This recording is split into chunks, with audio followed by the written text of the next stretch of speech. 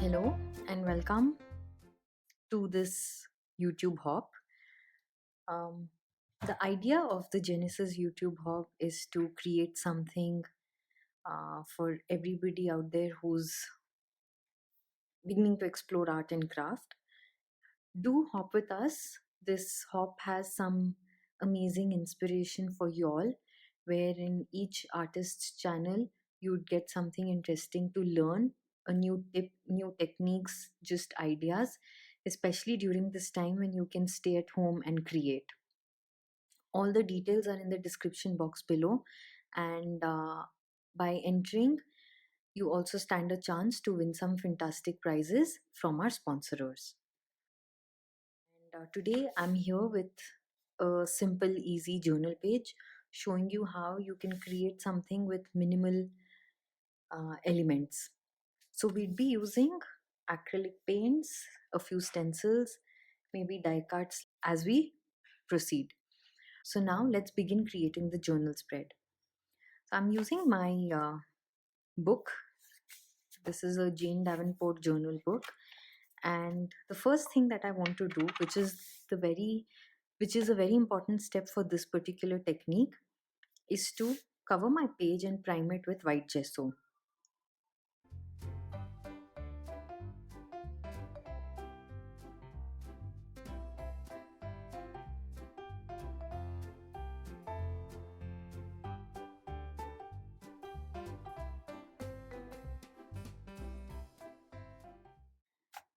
Now that has primed the surface.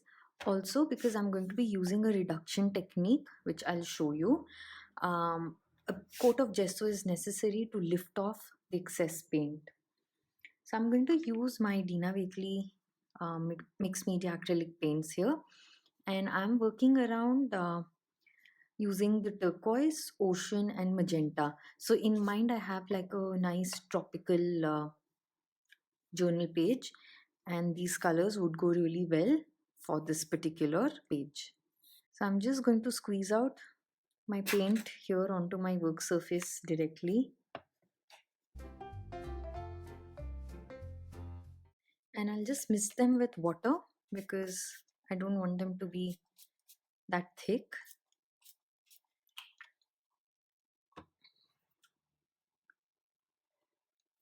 And it's always important to start with the light color and then build our color. So what I'm going to focus on is just adding color onto the sides and bringing it a bit in the middle, leaving a little white space here and there. And I've picked out 3 stencils. These are all Stencil Girl stencils, and I'd be linking the codes in the description box in case you'd like to purchase them. So I've picked up these 3 designs here, and we need some baby wipe for this as well. So now starting with a little light color, so I'm going to go in with my turk first.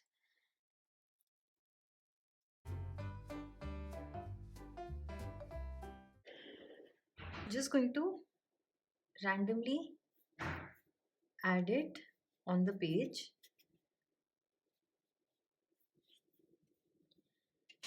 and I'll keep my stencil, and with the baby wipe start rubbing my paint around. So this sort of helps move it, darken it, lighten it, and this is what is known as the reduction technique. And so I have that dark and light shadow, and it looks really organic. I usually enjoy creating such an effect on some pages when I journal.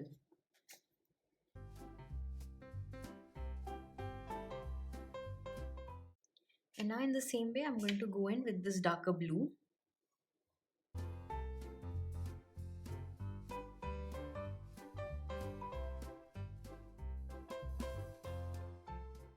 And now with the same colors, I'm going to now go in with my second stencil.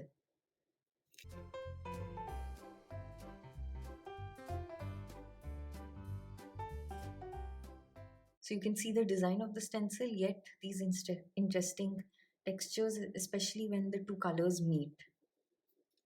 Next, I'm going to go in with my contrasting color here. That's the pink.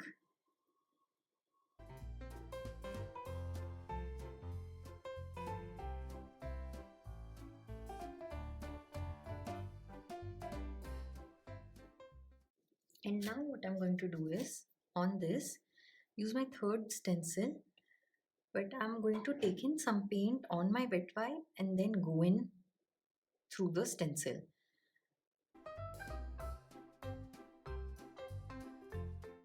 So that gives me my third layer of texture and interest layered on top of this existing color.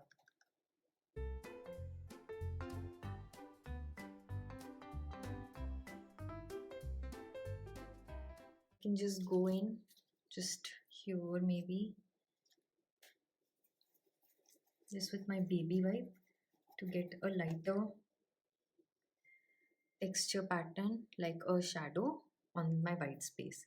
But that completes it. And now before we proceed to the next step, let's quickly dry this.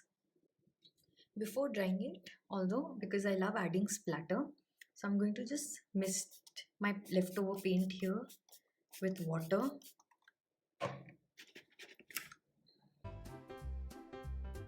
and just add some splashes of the color.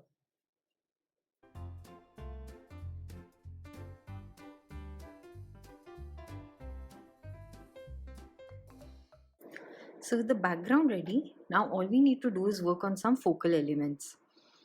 Now usually for focal elements, there are multiple options that one has. You could either use a stamp it and use that. You could use some die cuts. You could use amphora packets that you have. You could fussy cut elements from scrapbooking papers and the like. So there are a lot of options when it comes to choosing your focal element. So what I'm going to be using is a few die cuts. So I've just cut some elements on white cardstock because like I said, I had this image of a tropical page. So I cut these flowers, and these are Kaiser craft dies that I have in my stash. So I'll link the name, but I'm not too sure if they're still available. And I'd just like to add some interest by using one of these stamps from Tim Holtz from the hipster collection. So I just wanted to make it a bit quirky, and I'm going to choose this ostrich. You could just use ordinary permanent black ink or any colored ink that you'd want your focal to be in. What I want to do is heat emboss it, and so I'm going to stamp it with Versamark and use this Lindy's Black Forest black powder to heat emboss it, because that also gives a nice shine and helps my element pop up.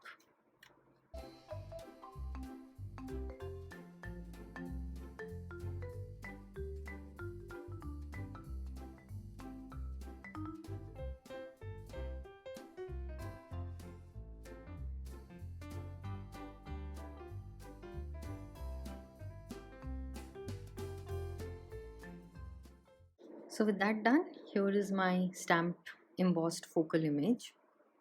Now it's about layering. So when I layer my elements, I need to decide if I want them to have some color on them or not. And it also needs to go in accordance to my background color. So usually white really looks good because it pops up. We can always add an element of shine and shimmer to the white.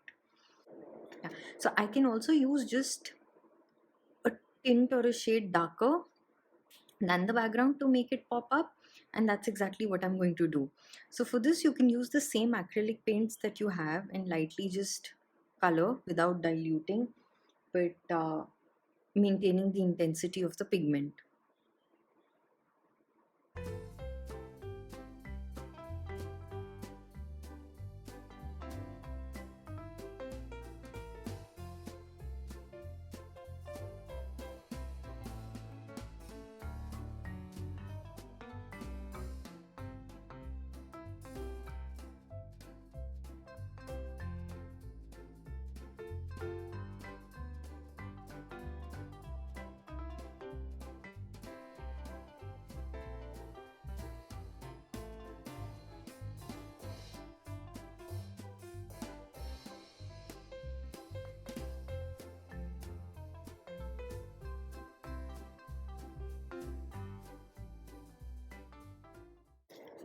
So in that way I've just colored my elements to go with the background, and now it's all about layering them.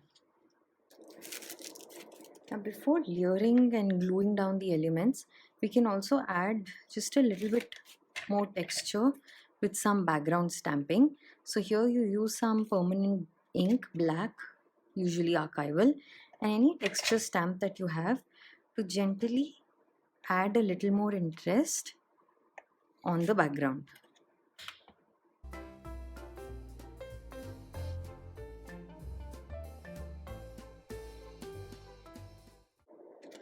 Here I'm going to use some foam tape to just uproot this focal element.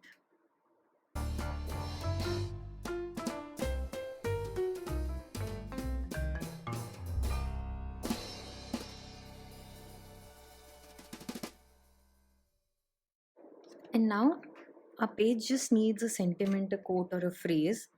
And since I decided to make this a little quirky, I thought of using this Dilutions stamp set, Laugh Till You Leak, and use the quote, I can hardly wait to regret this. And the same way like I've heat embossed my ostrich, I'm going to do that with my quote.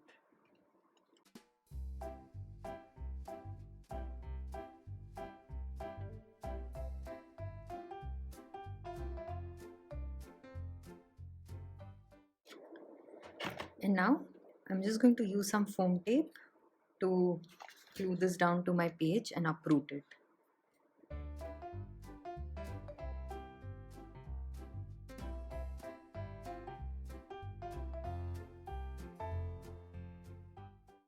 So with that done, the journal page is now complete. Here's a closer look at that background texture and the elements. It's just as simple as that. With minimal elements, you can just create something and enjoy and relax. So I hope this was inspiring for you all. Like I mentioned at the start of the video, do hop with us. Do visit every artist in this hop on their YouTube channels. Check out the videos and the projects that they've created to inspire you, and enjoy creating art. So until the next time, take care and bye bye.